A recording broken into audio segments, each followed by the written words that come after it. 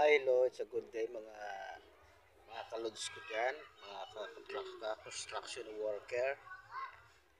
Yan naman si Jemar Matinaw, ang inyong kapwa nyo construction worker. Yan. Shout out pala kay Superman na katrackers natin na always natin.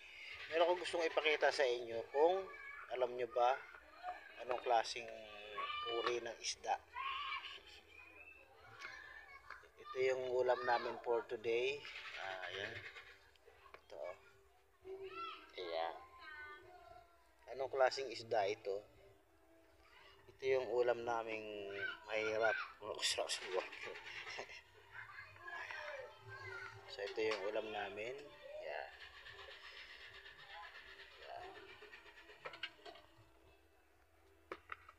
Amoy ano siya, no? Parang tuyo.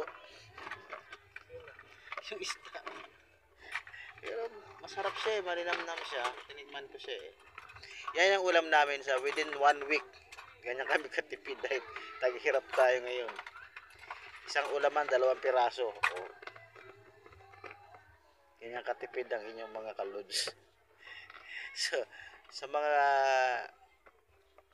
nakakaalam sa urang isda na yan, yan. Hindi ko kasi kabisado yung mga isda eh. Kaya ito yung ulam namin ngayon. Paborito ko yan eh.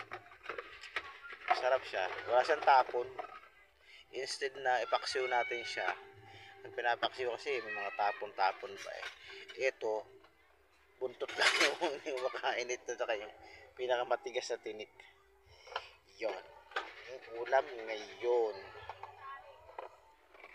No?